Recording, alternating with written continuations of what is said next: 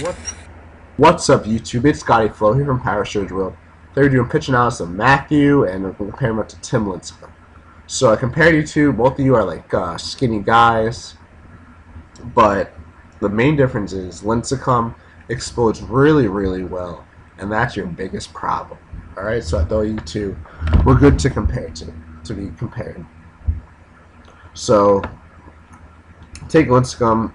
I mean, you do a lot of good things well. I'm not going to go over the things you do well. I'm just going to focus on your problem. So Tim Lincecum goes forward. It's very impressive, too. I don't know if you're self-taught. I don't know if he teaches you, but you're definitely much more advanced than like 95% of the people. But this is a big problem. It'll address all your problems that you said in the email. So Lincecum goes forward, and you go forward, all right? And then you load your force vector well. This is right before explosion, right here. Your force vector is your ankle to knee, so if you draw a line, maybe it's a little, it's pretty good. Maybe it's a little up, so it draws your front hip. It should be in line with your front hip. I mean, it's not 100% perfect, but it's still pretty good. I wouldn't really focus on that much. And Lincecum, he explodes here. So you actually do a better job. This is like his only flaw, if you want to say it's a flaw, that he goes more up. He has an up force vector, so you can see he explodes up. See right there, he goes up and down, and his front leg is also pretty high. While your front foot is low to the ground, which is really good. So then you explode more down, which is what you want. However, this is where the problem comes in. So this is why you should send a pitch analysis too, because I just saved you a lot of time. That if you zoom in on your front foot, if you zoom in on Lincecum's front foot, that you just pivot. You in batting, they say squish the bug. You squish the bug. Just pivot your front leg. You see, your heel goes up first. See that? You're just rotating, twisting. There's no explosion. You're just twisting, and then when you land, you see when you land that, yeah, you're extended, but that's mainly probably because your front leg is just pushing out. See right here, you're just rotating down. Alright? While Lincecum, if you watch his heel, that he attacks forward. You see that initial move? That initial move is his heel comes in. Then it goes up. You see? In. Up. While your heel just goes straight up. Now, am I saying you want, focus on your heel and that'll solve all your problems? No. I'm saying that the main difference is that Lincecum, if you explode hard, you see Lincecum's exploding and exploding out. He's pushing the mound back. He's literally jumping forward. This is aggressive. You don't watch it in regular motion. Load, explode out. You watch the load. He's loading. Explode. While you just go down. You see, just pivot down. If you watch, really just focus on your back leg. So if you just watch your back leg, you see it's just straight down. There's no exploding out. While Lincecum does an extreme version of this. He just explodes out. He's explosive out. While you just twist down. You see that? So you say you worry about hip to shoulder separation, but that'll come. I mean, obviously you should focus on getting your hips open, but mainly you want the amount of force into the ground. That hip to shoulder separation is, you want optimal torsion. So when you land, that your hips open here, right? So it's not really that good hip to shoulder separation. But right now you shouldn't really worry about that, because like Tim Lincecum, he explodes so hard that hip to shoulder separation is just when you want to just explode so hard with your lower body and keep your upper body back.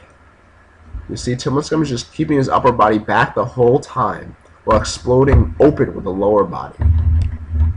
You don't want to create it artificially like you are, where you're just twisting your hips open and rotating back. You're very rotational. So you're not going to get a lot of power through. Alright, while Tim Lincecum is more linear, where he's exploding out while you're just spinning off. So it's not going to create a lot of power. Alright?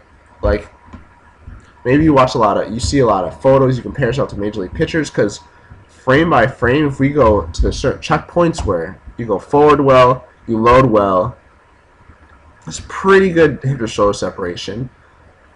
And then this is where it's a little bad, but that's mainly just a result of the lack of explosion.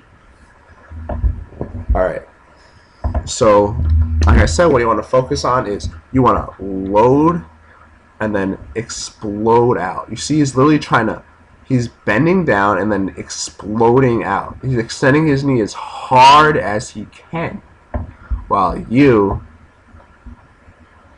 just twisting back. Alright, let's just look at your arm quick. So, if you watch your regular motion, I mean, it's okay. Maybe you're like a little slow, I would attack faster, but you flip well, right? It's a little loopy, but I'll mainly just come if you just go a little faster in your delivery. Alright, so now you landed, and someone's going to land it.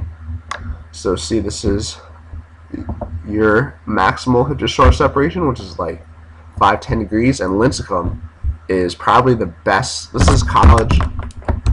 Probably had the best hip to shoulder separation ever. This is like 60 degrees. They said the average major leaguer has 40 to 60 degrees. He has like 60. You have like 5 or 10. So, but like I said, that you shouldn't think about this. You think about this too much. Well, I would, like I just said, you just gotta work on that explosion, right?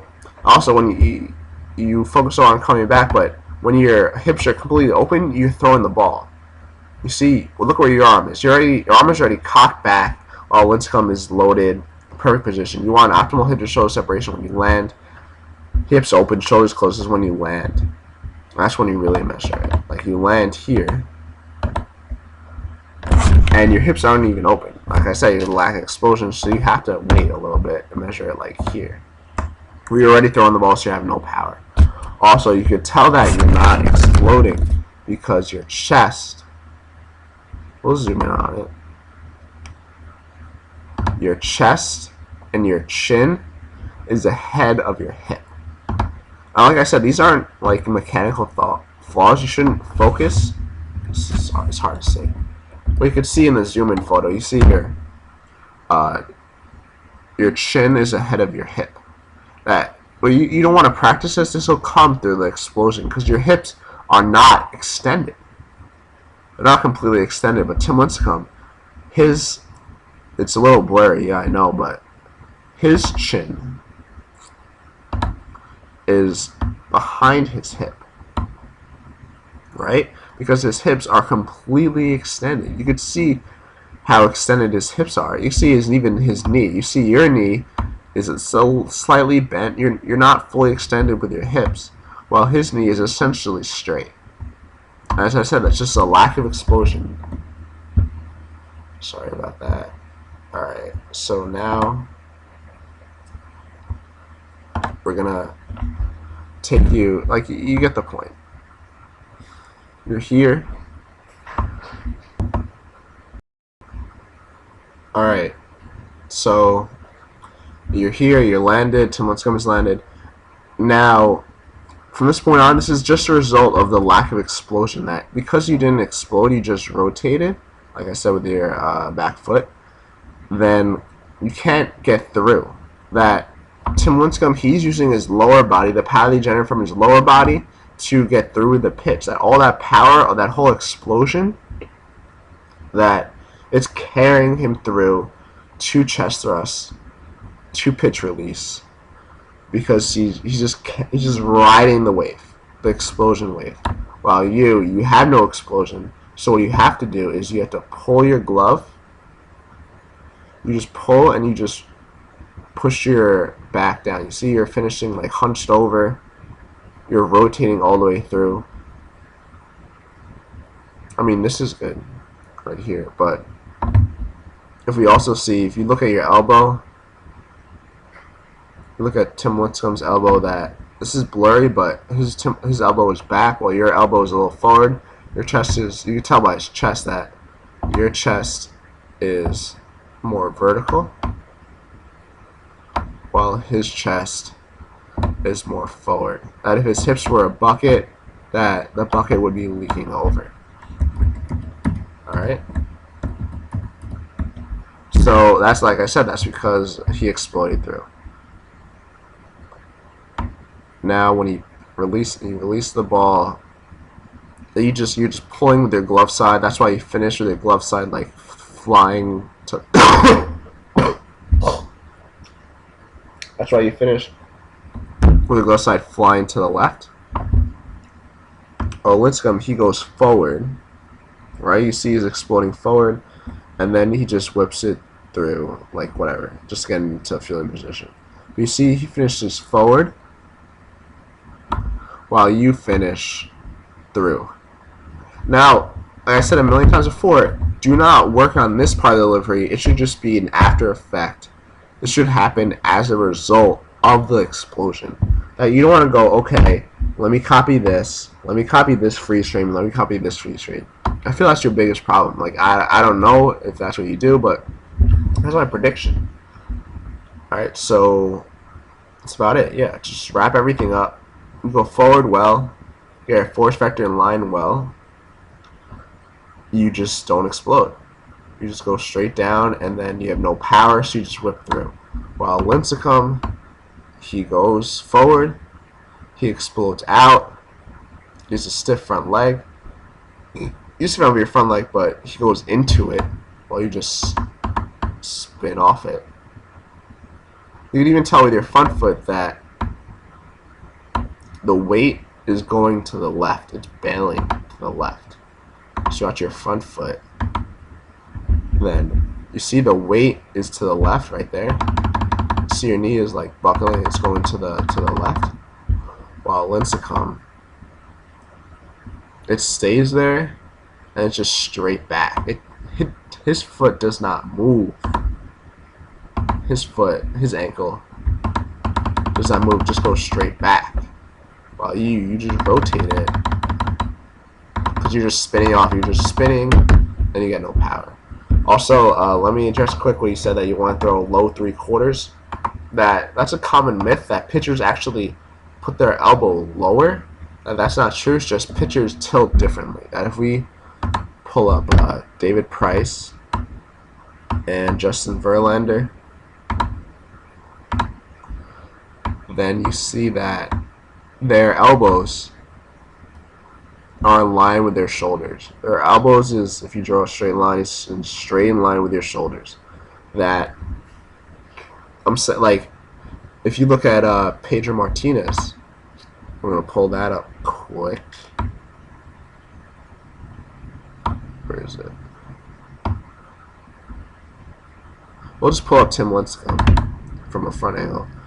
That he's extremely tilted, but his elbow is in line with his shoulders, while Price and Verlander are more 3/4, and they're not, but they're also in line with their shoulder. It's more of a shoulder. It's a shoulder tilt. It's not an elbow tilt.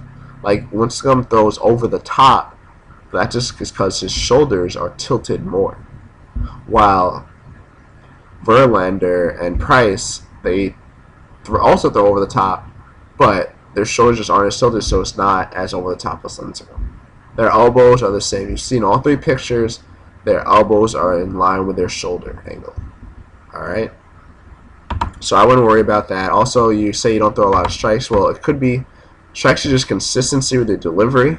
So just repeating delivery, I'll throw strikes. But also, because you're bailing that, it's going to be hard to throw like straight. Maybe you're throwing like high right, low left. You're cutting the ball sometimes because you're just spinning off.